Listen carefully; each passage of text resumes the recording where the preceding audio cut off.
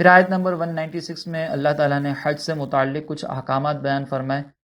پہلے میں ان کو مختصر آپ کی خدمت میں ذکر کر دیتا ہوں کہ اللہ تعالیٰ نے پہلے یہ فرمایا کہ اگر کوئی حج اور عمرہ کا ارادہ رکھتا ہے لیکن کسی وجہ سے اس کو حج پر جانے سے روک دیا جاتا ہے، جیسے جب کرونا وائرس کا آغاز ہوا تھا اور مکہ شریف میں پابندی لگی تھی، تو وہاں پر کچھ حاجی ایسے تھے کہ جنہوں نے احرام باندھ لیا تھا، نیتیں کر لی تھیں، اور انہیں مکہ جانے سے روک دیا گیا، عمرے سے روک دیا گیا. تو اس سچویشن میں اللہ تعالیٰ نے فرمایا کہ ایسے شخص پر پھر لازم ہے کہ وہ اپنی طرف سے قربانی حرم میں بھیجے. وہاں پر وہ قربانی اپنے مقام پر پہنچے گی، اس پر ذبح ہوگی. تو پھر ان کے بعد یہ جو عمرے کی نیت کرنے والے احباب ہیں، اپنا سر منڈوا کر یا حلق کو تقصیر کروا کر پھر وہ احرام کی پابندیوں سے باہر ہو سکتے ہیں.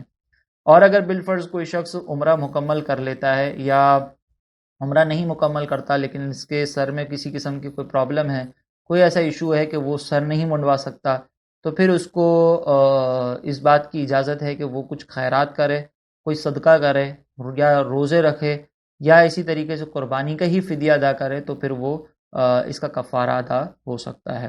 اور اگر بالفرض وہ عمرہ کر لیتا ہے، احرام باندھ لیتا ہے، وہاں پر حج میں پہنچنا چاہتا ہے، تو اب پھر اللہ تعالیٰ نے فرمایا کہ اگر کوئی شخص ایسا ہے کہ جو حج تمتع یا حج قران کا ارادہ رکھتا ہے، یعنی مراد یہ کہ حج تمتع کے اندر جب ہم شوال کے دنوں میں یہاں سے جاتے ہیں تو اولاً پہلے عمرہ کرتے ہیں، یعنی میقات کے باہر سے آنے والا جو بھی شخص ہے وہ پہلے عمرہ کرتا ہے.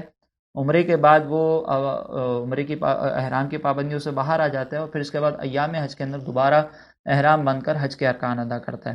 تو یہ جو پروسیس ہے کہ پہلے میقات کے باہر سے جا کر عمرہ ادا کرنا اور پھر اس کے بعد حج کے لیے نیا احرام باندھنا، اس کو کہا جاتا ہے حج تمتع.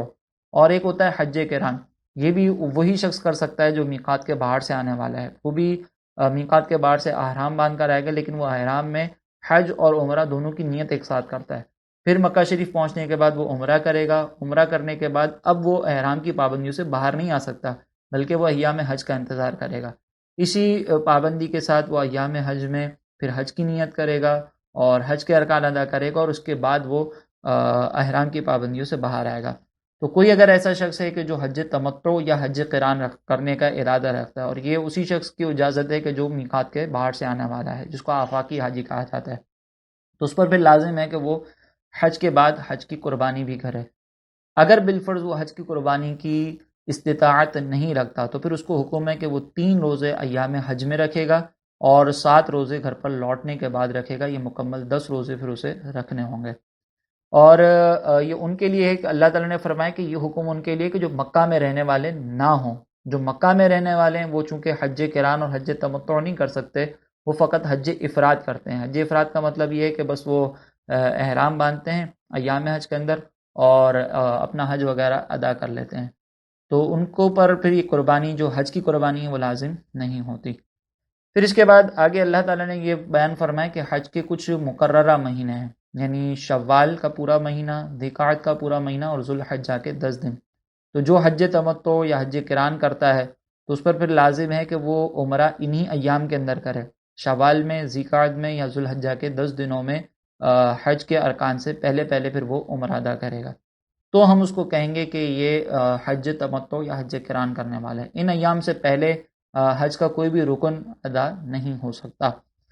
پھر ان لوگوں کے لیے اللہ تعالیٰ نے حکم دیا جو حالت احرام میں ہے کہ وہ حالت احرام میں آنے کے بعد جب نیت کر لیں تو اپنی ازواج سے صحبت کا تذکرہ بھی نہ کریں. چہ جائے کہ صحبت کرنا، جھگڑا کرنا ویسے ہی منع ہوتا ہے.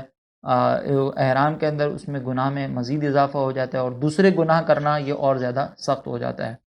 پھر ان لوگوں کو حکم دیا اللہ تعالیٰ نے کہ جو یمن سے حاجی جاتے تھے اور زاد راہ نہیں لیتے تھے اور سامنے یہ کہتے تھے کہ بھی ہم تو اللہ پر توکل کرنے والے ہیں، ہمیں زاد راہ کی کیا ضرورت.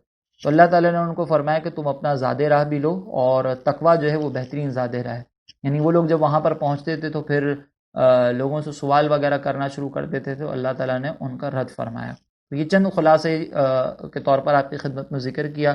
اللہ تعالیٰ نے فرمایا کہ حج اور عمرہ اللہ کے لیے پورا کرو. پھر اگر تمہیں مکہ سے روک دیا جائے تو حرم میں قربانی کا جانور بھیجو جو میسر آئے، اور اپنے سر نہ منڈاؤ جب تک کہ قربانی اپنے مقام پر نہ پہنچ جائے. پھر جو تم میں بیمار ہو یا اس کے سر میں کچھ تکلیف ہو تو روزے، خیرات یا قربانی کا فدیہ دے. پھر جب تم اطمینان سے ہو تو جو حج سے عمرہ ملانے کا فائدہ اٹھائے، یعنی حج تمتع یا قران کرے، تو اس پر قربانی لازم ہے جیسی اسے میسر ہو۔ پھر جو قربانی کی قدرت نہ پائے تو 3 روزے حج کے دنوں میں رکھے اور 7 اس وقت جب تم اپنے گھر لوٹ جاؤ، یہ مکمل 10 ہیں۔ یہ حکم اس کے لیے ہے جو مکہ میں رہنے والا نہ ہو۔ اللہ سے ڈرتے رہو اور جان لو کہ اللہ شدید عذاب دینے والا ہے۔ حج چند معلوم مہینے میں ہے، تو جو ان میں حج کی نیت کرے تو حج میں نہ عورتوں سے صحبت کا تذکرہ ہو، نہ کوئی گناہ ہو، نہ کسی سے جھگڑا، اور تم جو بھلائی کرتے ہو اللہ اسے جانتا ہے۔ اور زاد راہ 7 لوگوں پر سب سے بہتر زاد راہ تقوی ہے، اور اے عقل والو مجھ سے ڈرتے رہو۔